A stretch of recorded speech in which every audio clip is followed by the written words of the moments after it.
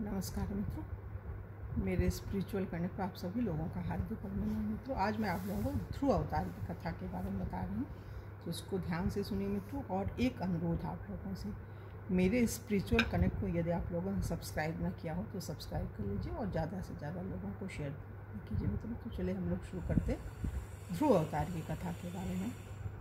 स्वयंभू मनु के पुत्र उत्तानपाद थे, जिनकी दो रानियाँ थीं। एक सुनीति, दूसरी सुरुचि। छोटी रानी सुरुचि पर राजा का बड़ा प्रेम था। उससे उत्तम नामक पुत्र और सुनीति से ध्रुवजी हुए। राजा प्रायः सुरुचि के महल में रहते थे। एक दिन राजा उत्तानपाद सुरुचि के पुत्र उत्तम को गोद में बिठाकर प्यार कर रहे थे। उसी समय ध्रुवजी बालकों के साथ खेलते खेलते वहां पहुंचे और पिता की गोद में बैठना चाहे, परंतु सुरुचि के भय से राजा ने इनकी ओर देखा भी नहीं। ये बालक थे, इससे सिंहासन पर स्वयं चढ़ सकते नहीं थे, अतः इन्होंने कई बार पिता को पुकारा, परंतु राजा ने ध्यान नहीं दिया।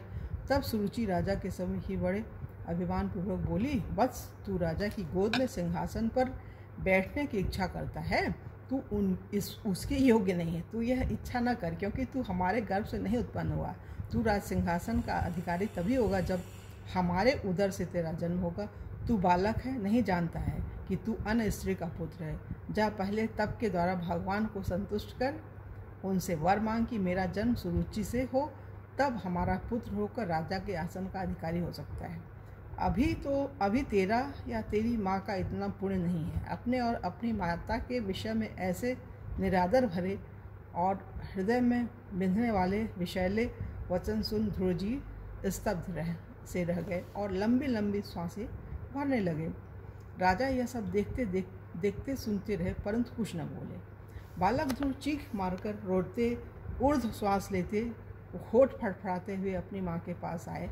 माँ ने यह दशा देख तुरंत गोद में उठा लिया। संग के बालकों ने समस्त वृत्तांत सुनाया। तब वह बोली, वत्स, तू किसी के अमंगल की इच्छा न कर।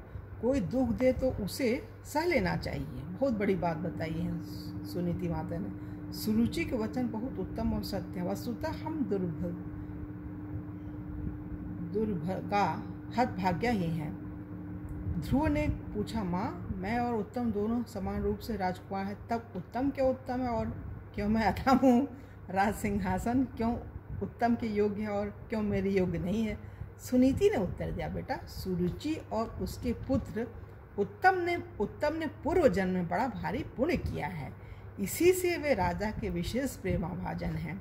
राज सिंहासनसीन होने के अधिकारी हैं। पुण्य से ही राज सिंहासन मिलता है।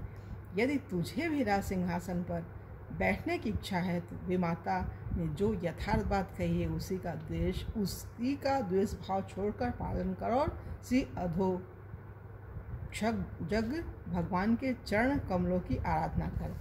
देख, उन श्रीहरि के चरण कमलों की आराधना करने से ही श्री ब्रह्मा जी को भी वह सर्वोत्तम पद प्राप्त हुआ है, जिसकी मुनिजन भी वंदना करते हैं। माता के ऐसे मोहतम नाशक वचन, मोह को मतलब खत्म करने वाले वचन सुन बालक ध्रुव यह निश्चय कर माता को प्रणाम कर और आशीर्वाद लेकर चल दिए।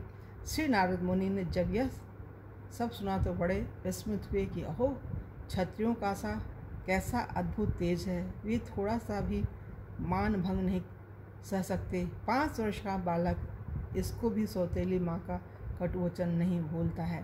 प्रथम तो श्री नारद जी ने इन्हें आकर समझाया बुझाया कि घर लौट चलो, हम तुम्हें आधा राज दिला देंगे। भगवान की आराधना क्या खेल है, योगी मुनि से भी पार नहीं लगता इत्यादि वचन परीक्षार्थ कहे। ध्रुवजी ने उत्तर दिया, मैं घोर क्षत्रिय स्वभाव के वश में हूँ।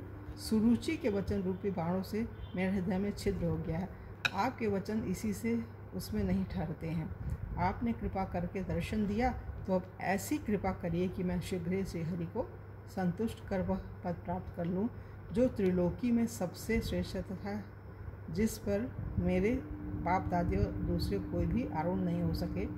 देवर्षि ने कृपा करके द्वादशाक्षर मंत्र ओम नमो भगवते वासुदेवाय का उपदेश किया और मधुवन में जाकर आराधना करने का आदेश दिया। ध्रुव ने मधुवन में पहुंचकर आराधना आरंभ कर दी।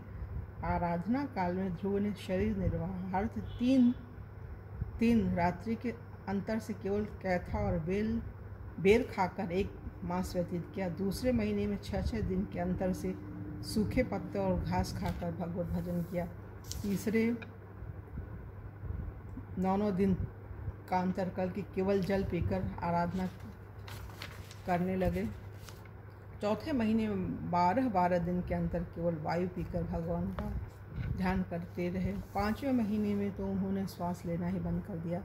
भगवान की अतिशय प्रबल माया ने इसी बीच विविध विघ्न किए, परंतु ध्रुव निष्ठा के सामने उसे पराजित ही होना पड़ा। ध्रुव के तप्त देवताओं ने भगवान श्री हरि से पुकार की। भगवान तो ऐसे महाभागवत का दर्शन करने के लिए लालायित ही रहते हैं। वे गरुड़ पर आरूढ़ होकर मधुवन में आ गए। प्रभु का दर्शन पाकर बालक ध्रुव को परम आनंद हुआ। वह प्रेम से अधीर हो उठा।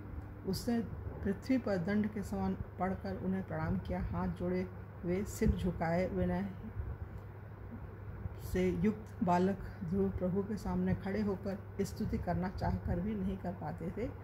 सर्व अंतर्यामी श्री हरि ने कृपा करके अपने वेदमय शंख को उनके कपोल से छुआ दिया।